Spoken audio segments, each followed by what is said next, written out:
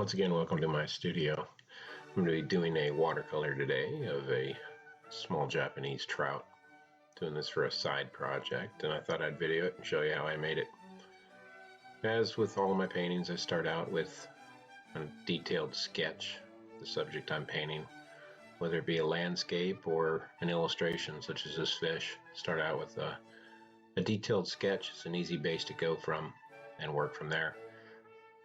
First, I start laying down a very light first wash of watercolor. You can see I chose a yellow, kind of a warm tone for the base.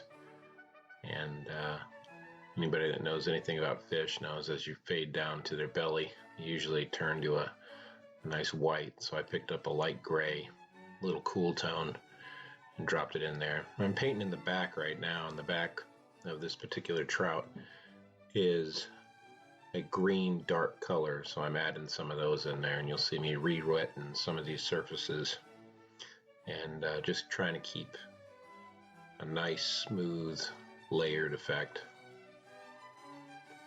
As I move on to the back fin, this particular trout has red tones in the back side of its fin, so I dropped in some more warmer colors and just work it in with a little bit green as I go to the middle. Right here I'm re-wetting the surface, just trying to get a nice effect with the water and the color. From there I just start working with the fins, again with the same process, really light color, as this is the first wash.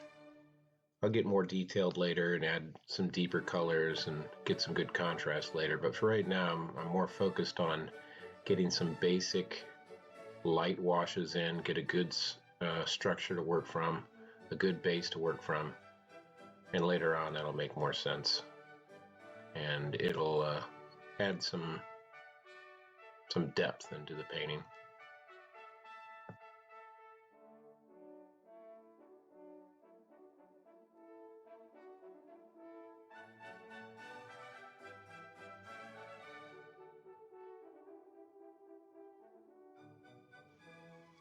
That pretty much wraps up the first wash. I let it dry for a little while and come back and start adding a second wash. As you can see, I go much darker with the second wash, starting with the back of the fish, getting that deep green and then fade it into a little lighter yellow for the middle of the fish. Just kind of blend those two together as best I can,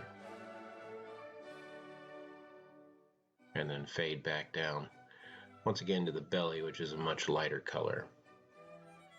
I start dropping a little heavier once I get the paper wet, start dropping in a little heavier color on the back, because that is the darkest part of the fish and I want to accentuate that. Of course it looks really dark right now, and that'll eventually dry to a little lighter color.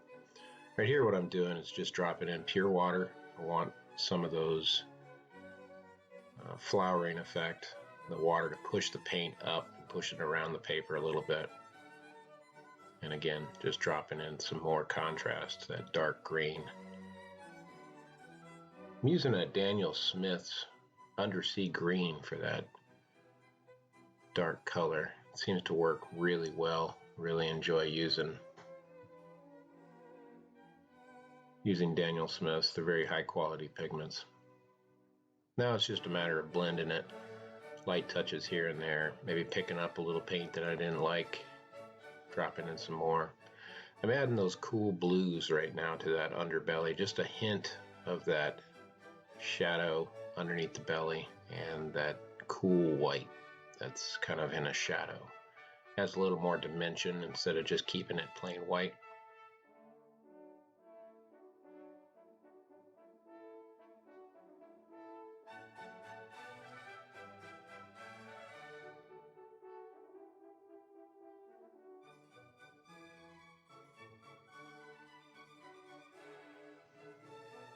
And as I work my way around the fish, adding to the fins, adding color, dropping in more water, I'm looking for adding a little texture to this fish. Starting to darken up some of the fins, add some more color. As I said, some of these fins and fish are a little lighter, transparent, translucent, and I'm trying to capture a little bit of that quality by keeping the paint very light, very translucent. Watercolor is fantastic for this kind of effect. You just cannot get that same effect with oils or acrylics. Water is especially good for illustrating fish.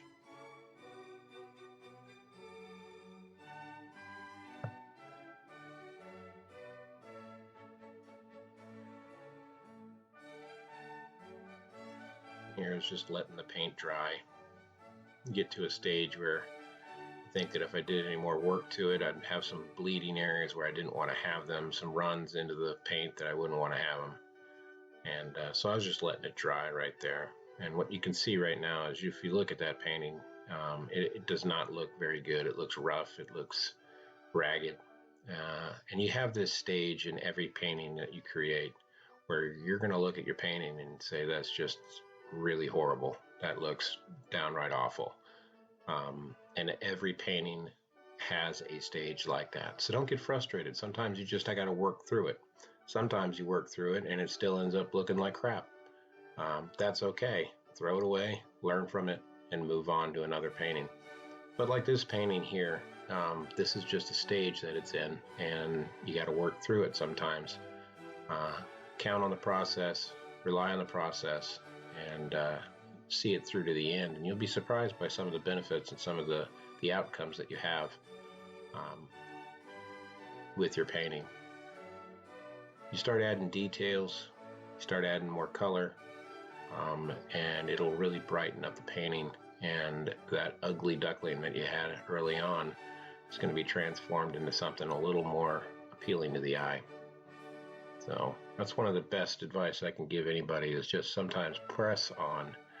Sometimes you're going to have bad paintings, and that's part of the process. It's part of how you learn. But if you press on, the worst that's going to happen is that you're going to learn from the experience. Maybe you'll have to throw it away, but sometimes what you think is a really horrible painting, other people will really enjoy. So press on, keep working, and hopefully at the end you'll get something, a product that you'll be really happy with.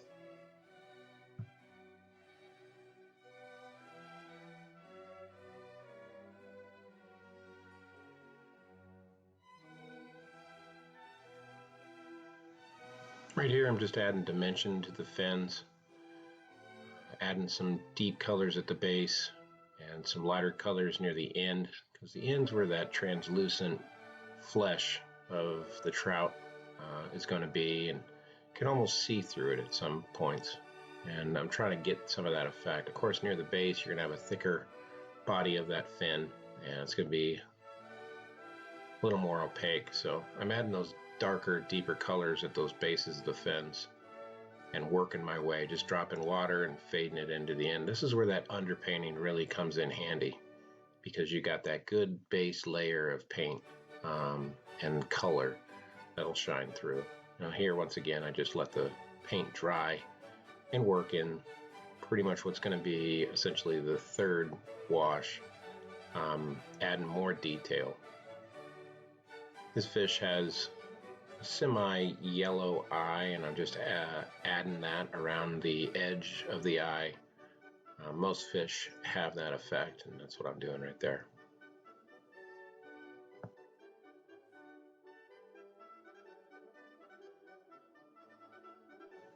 As you can see right here, I'm adding the details of this fish, and this particular fish has black spots above and below the horizontal line, and what I'm doing is just adding some of those black spots right here. These details seem extremely simple, and they are, but they add a whole nother dimension to this fish, and you'll see as we start adding more and more of these spots for this particular fish how it really brightens up that underpainting, that first and second wash, as we work our way around the fish.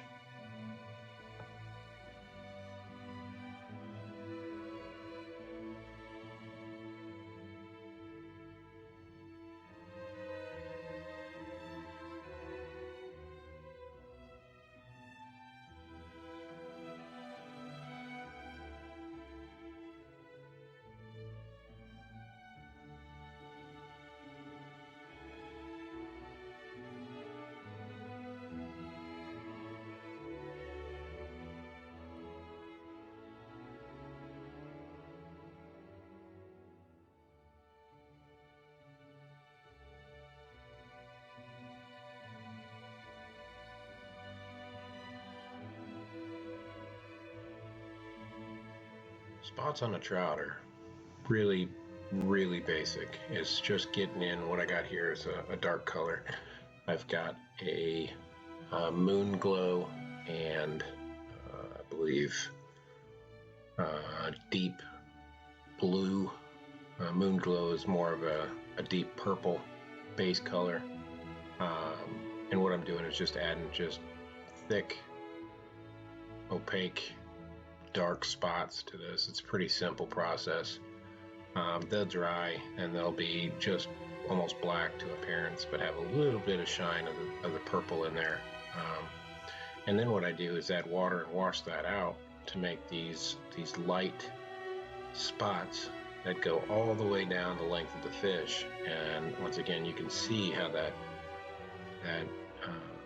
underlaying of color really helps out in this process right here, because it shines through this washed out purple Moonglow color I'm using.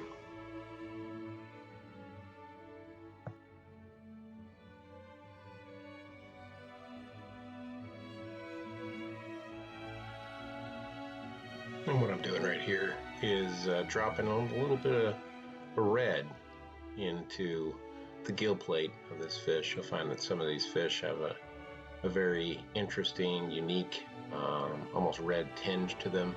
I know brown trout often have this blue, teal almost effect to their gill plate, and if you just add a little bit to that overlayment of color, it really adds another dimension to the fish.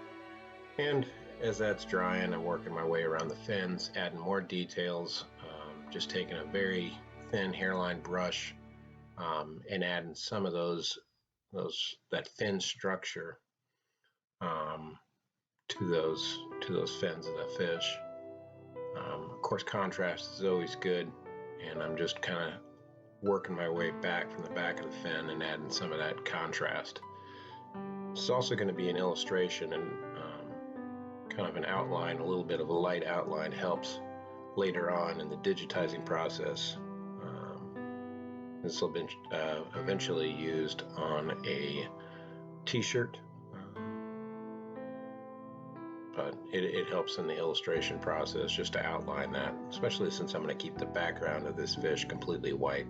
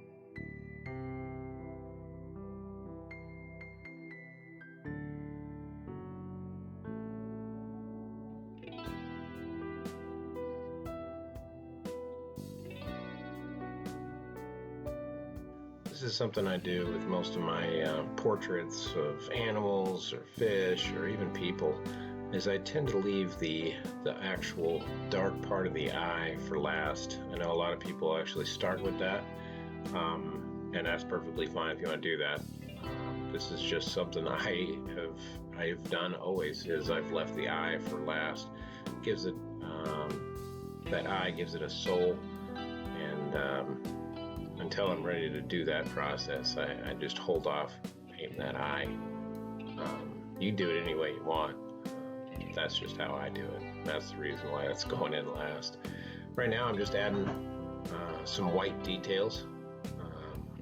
What I'm using here is a gouache, a white gouache, kind of washed out, keeping a little of the transparency, but not a whole lot.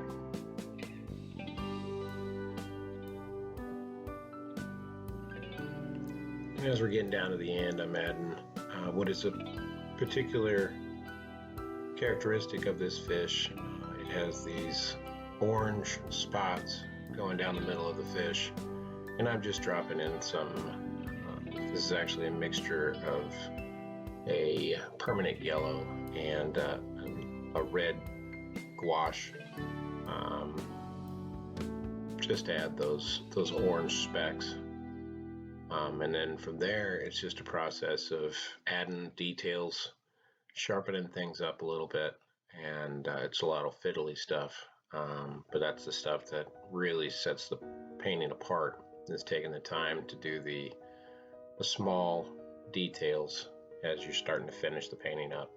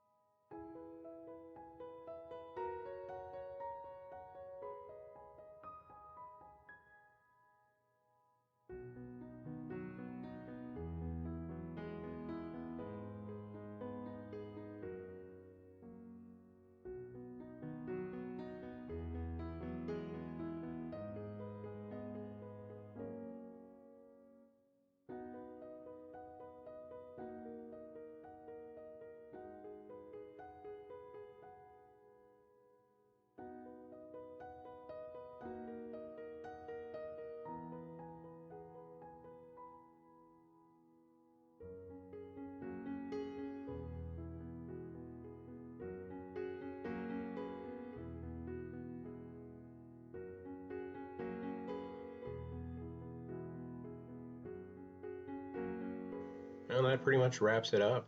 As you can see, that's the finished product. Thanks for watching. Don't forget to hit that like and subscribe button. Till next time.